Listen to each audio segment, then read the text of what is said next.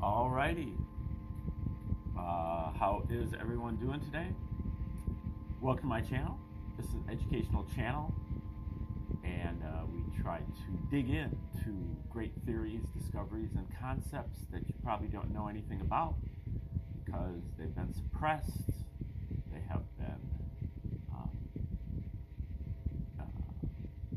you have been encouraged not to know about any of this stuff, and they've been hidden from you.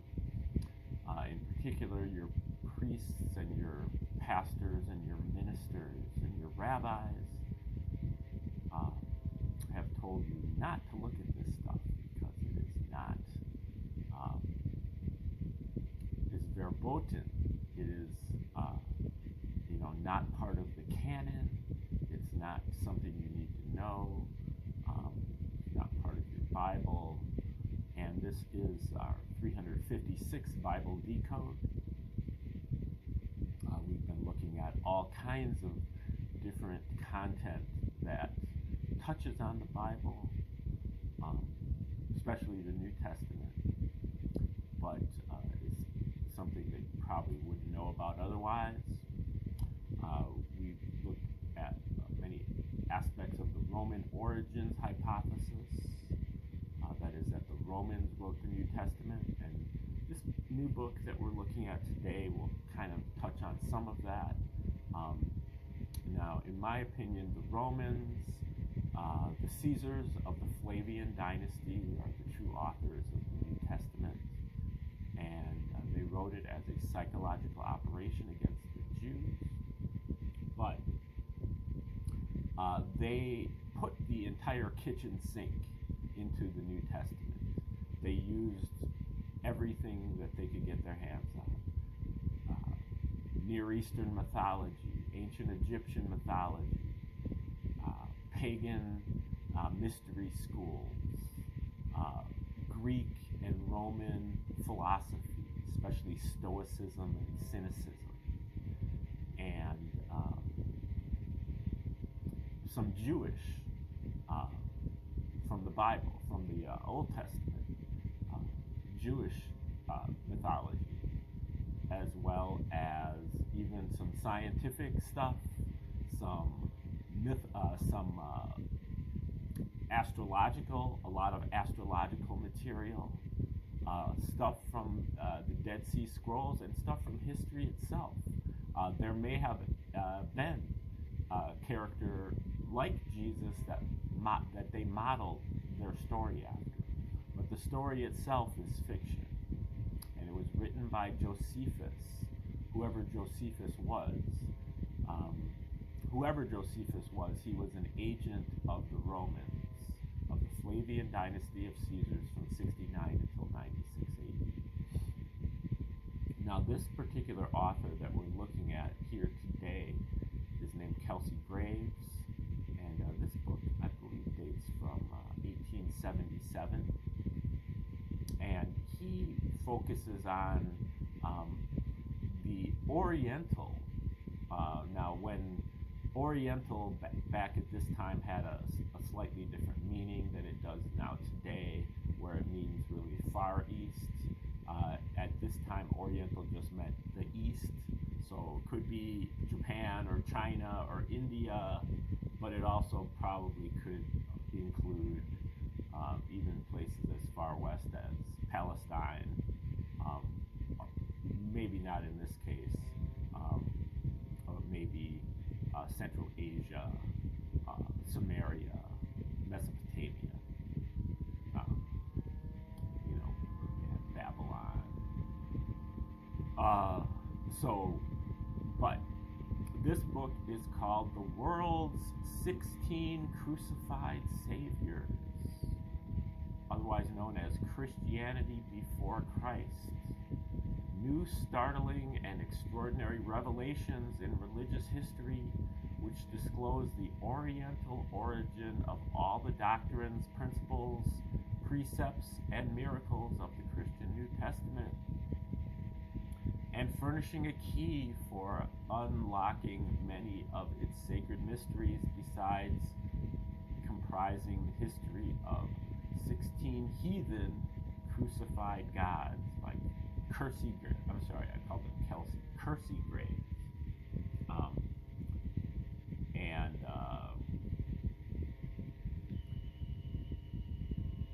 yeah, he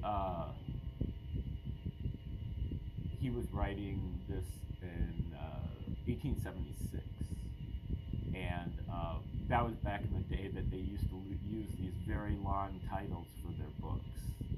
And he put this together from a number of other 19th, especially late 18th, 19th century researchers. You know, this does, I think, go along with the Roman origins hypothesis. Really, that if you go into the New Testament from cover to cover, there is nothing new in there. Everything that's in the New Testament is borrowed from some other source, whether it's a lot of stuff from Roman and Greek Stoicism, cynicism, and a lot of stuff from the mystery schools, a lot of stuff that has to do with astrology, but there are no real concepts in there that you can identify that haven't been already covered in other older texts. And let's see here. So let's look at the table of contents here. A number of different chapters. Chapter 1, rival claims of the Saviors. 2, messianic prophecies. 3, prophecies by the figure of a serpent. 4, miraculous and immaculate conception of the gods. 5, virgin mothers and virgin-born gods. 6, stars point out the time and the Savior's birthplace.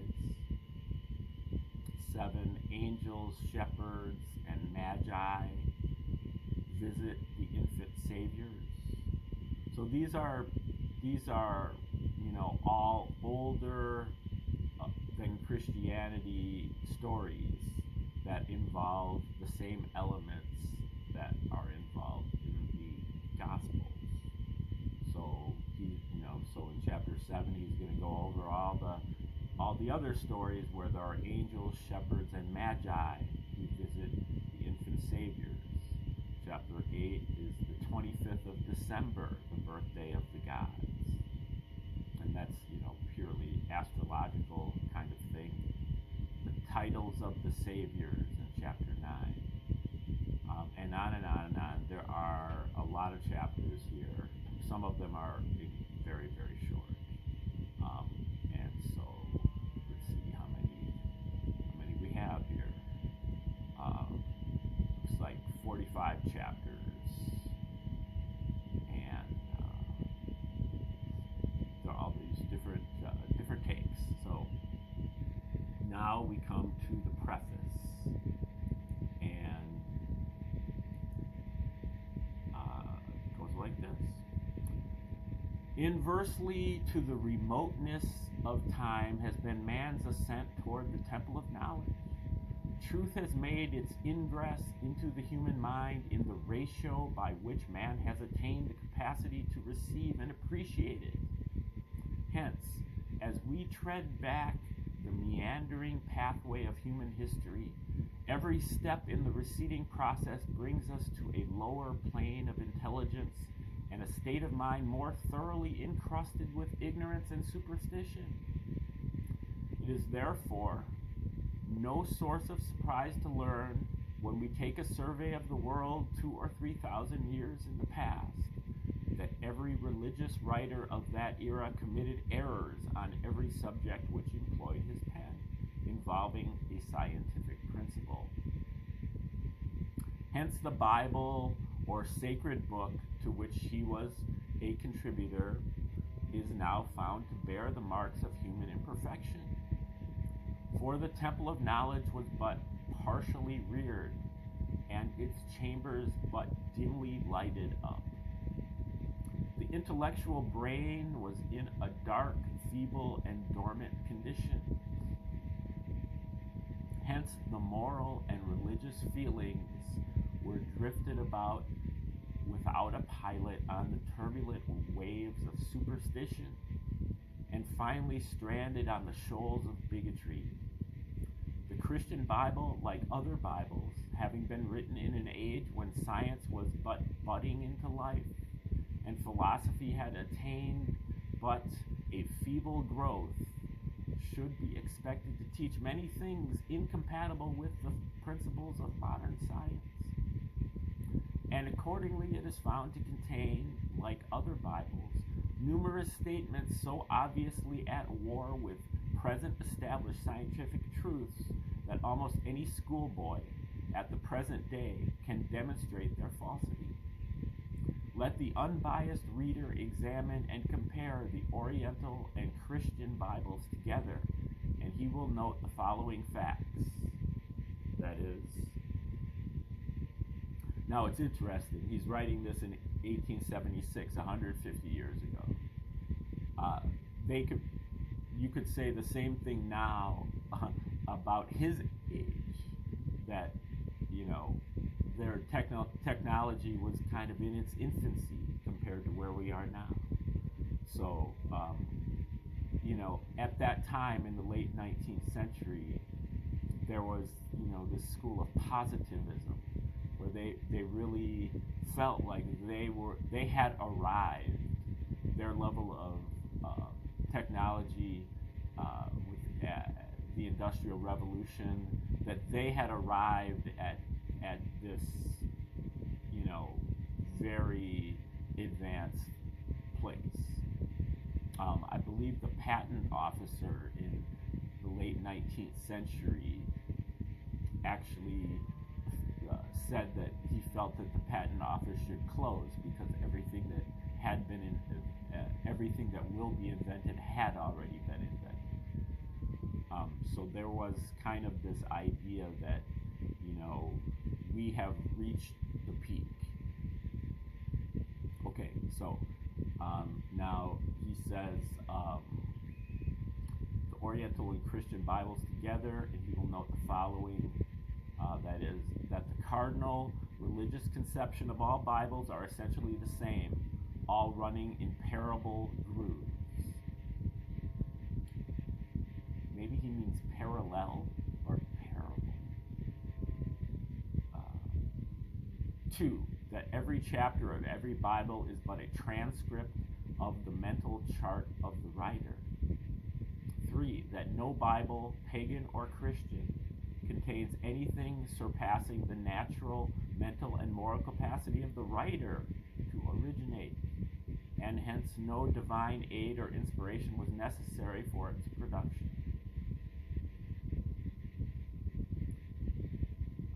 Well, it seems like it doesn't need to be necessary, but it could still be existing. Maybe I'm missing something. 4, that the moral and religious teachings of no Bible reach a higher altitude than the intelligence and mental development of the age and country which produced it. Well, they do say the same thing about, what you call channeled works, that the channeler can't really ever get beyond,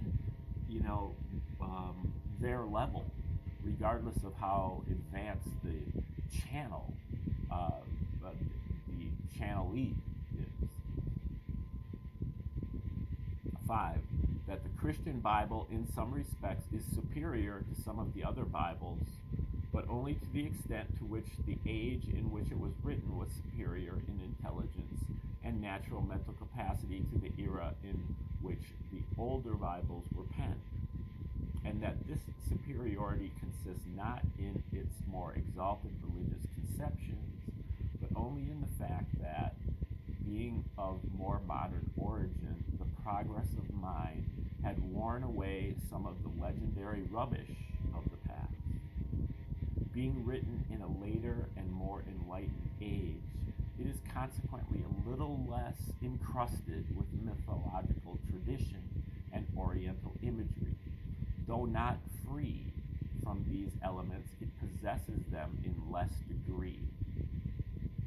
And by comparing Christ's history with those of the Oriental gods, it will be found, 1, that he taught no new doctrine or moral precept, 2, that he inculcated the same religion and morality which he elaborated as other moral teachers to great extremes, 3, that Christ differs so little in his character, preaching, and practical life from some of the Oriental gods that no person whose mind is not deplorably warped and biased by early training can call one divine while he considers the other human. 4, that if Christ was a god, then all were gods.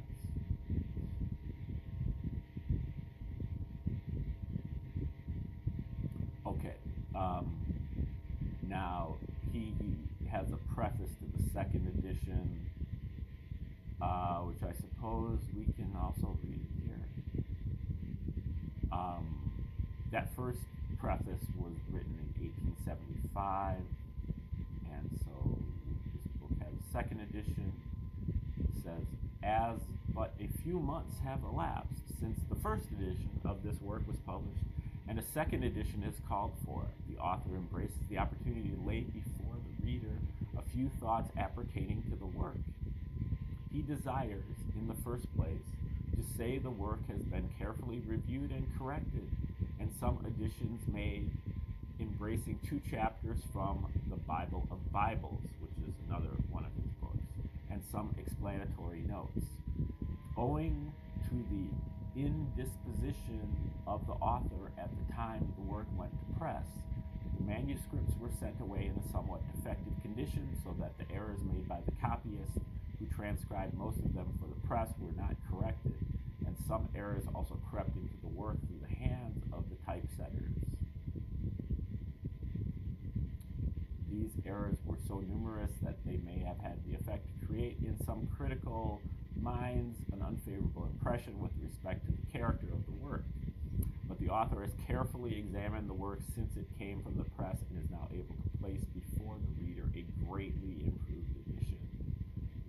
The author also desires to say here that the many flattering letters he has received from various parts of the country, from those who have supplied themselves with the work, this is in the United States, by the way. Now, you have to remember, late 19th century, everybody is a Christian.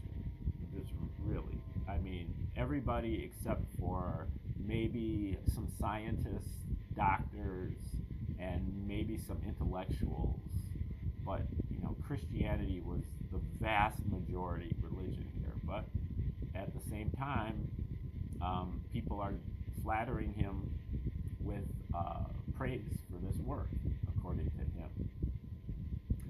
From those who have supplied themselves with the work, excites in his mind the hope it will ultimately effect something towards achieving the important end sought to be attained by its publication, the banishment of that widespread delusion comprehended in the belief in an incarnate, virgin-born God called Jesus Christ, and the infallibility of his teachings, with the numerous evils growing legitimately out of this belief, among the most important of which is its cramping effect upon the mind of the possessor, which interdicts its growth, and thus constitutes a serious obstacle to the progress both of the individual and of society.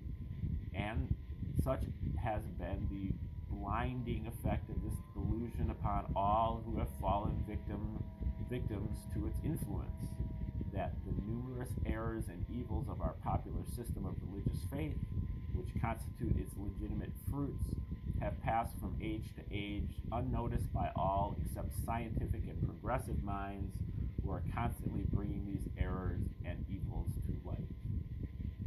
What's so ironic, I think, about this is that the exact same thing can be said about scientific and progressive minds as well. It's not so much whether you're scientific, progressive, or religious. I think it's more whether you're dogmatic or not.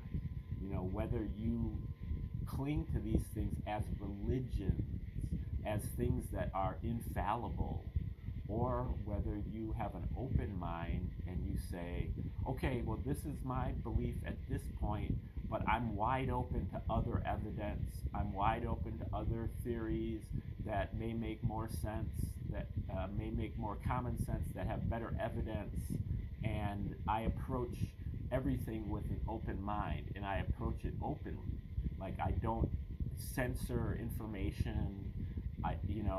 I'm trying to improve my state of my belief through inquiry and through curiosity and through digging and research.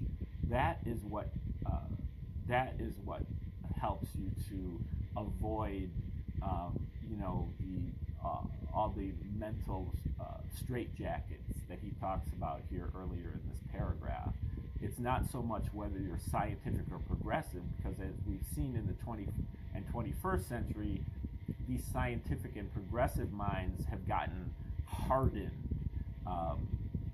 into turning into religions themselves. Okay. This state of things has been a source of sorrow and regret to every philanthropist desiring the welfare of the race. And if this work shall achieve anything towards arresting this great evil, the author will feel that he is amply compensated for the years of toil and mental labor spent in its preparation.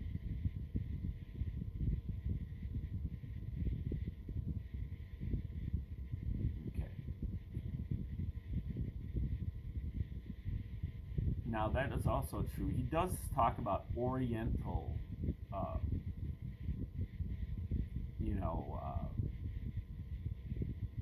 Oriental religions, but he does look a lot at Mexican and other Mesoamerican traditions. So it's not strictly an Oriental survey here, even with his expanded definition of Oriental. Okay, this here is a section that's called Explanation. The World's 16 Crucified Saviors. What an imposing title for a book. What startling developments of religious history it implies. Is it founded on fact or on fiction? If it has a basis of truth, where was such an extraordinary mine of sacred lore discovered? Where were such startling facts obtained as the title of the work suggests? These queries will doubtless arise as soliloquies in the minds of many readers on glancing at the title page. And the author is disposed to gratify this natural and most probable, and in some cases excited, curiosity by a brief explanation. In doing this, he deems it only necessary to state that many of the most important facts collated in this work were derived from Sir Godfrey Higgins's Anacalypsis, a work as valuable as it is rare. And I have to admit that I couldn't make it through Anacalypsis the first time I tried to read it, but I can try it again.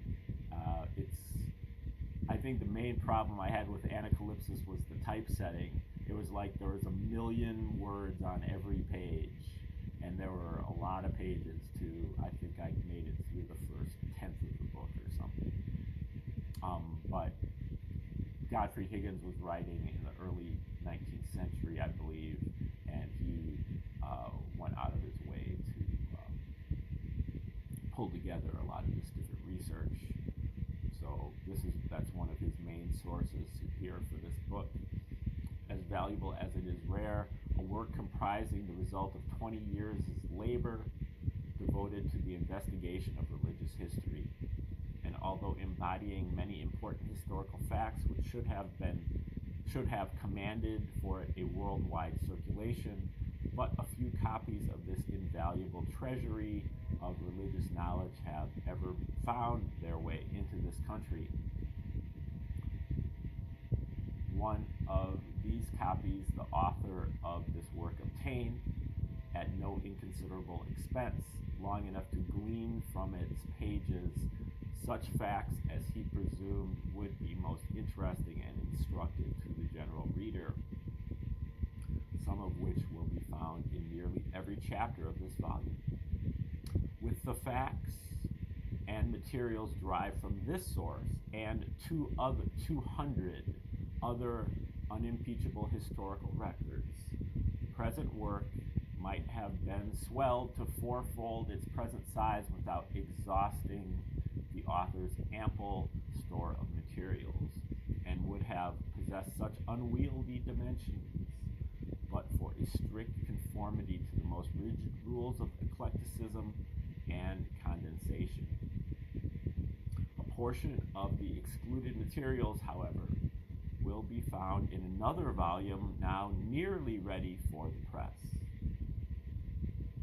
In the author's two works just noticed, the claims of Christianity are presented and contested upon an entirely new ground, that of their historical verity, differing in this respect from any work heretofore published, excepting a few brief essays which cover a portion of the ground only. Encouraged by the extensive demand for his former work, the biography of Satan, which came out in 1865, and we will be looking at that book down the road. It's a little bit shorter than this one. The biography of Satan, which has passed through 7 editions, the author cherishes the hope that the present work will meet with a circulation commensurate with the importance of the many invaluable facts which it contains. For he possesses the sad conviction that the many religious errors and evils which it is the object of this work to expose operate very seriously to retard the moral and intellectual growth and prosperity of all Christian countries. They have the effect to injure mentally, morally, and religiously the great body of Christian professors. Dr. Prince of Long Island, now deceased, wrote to the author respecting the 35th chapter of this work, entitled The Logical View of the Incarnation, after he had seen it in the columns of a newspaper. Quote, "It is a masterly piece of logic and will startle if it does not revolutionize the Orthodox world." And the chapters comprising the philosophical view and the physiological view were afterward pronounced specimens of profound and unanswerable logical reasoning. We thus call the reader's attention to these chapters in advance, in order to induce that thorough attention to their facts and arguments which will result in banishing from his mind the last vestiges of a belief, if he entertain any, in the doctrine of divine incarnation. Okay. Now there was no name attached to that explanation, but now we are at the introduction. And this section is called Important Facts Constituting the Basis of This Work. Ignorance of science and ignorance of history are the two great bulwarks of religious error. There is scarcely a tenet of religious faith now propagated to the world by the professed disciples of Christ, but that, if subjected to a rigid test in the ordeal of modern science, would be found to contain more or less error. Vast acquisitions have been made in the fields of science and history within the last half-century, the moral lessons of which have done much to undermine and unsettle our popular system of religious faith, and to bring into disrepute or effectually change many of its long-cherished dogmas. The scientific and historical facts thus brought before the intelligent public have served as keys for explaining many of the doctrines comprised in the popular creed. They have poured a flood of light upon our whole system of religion as now taught by its popular representatives, which have had the effect to reveal many of its errors to those who have had the temerity or the curiosity to investigate it upon these grounds. Many of the doctrines and miraculous events which have always been assigned a divine emanation by the disciples of the Christian faith are, by these scientific and historical disclosures, shown to be explainable upon natural grounds and to have exclusively a natural basis.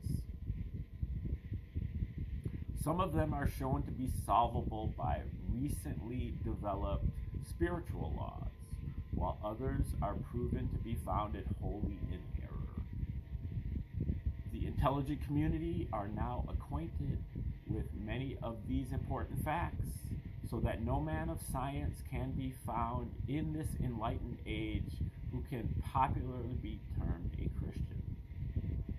No man can be found in any Christian country who has the established reputation of being a man of science, or who has made any proficiency in the whole curriculum of the sciences, whose creed, when examined by an orthodox committee, would not be pronounced unsound.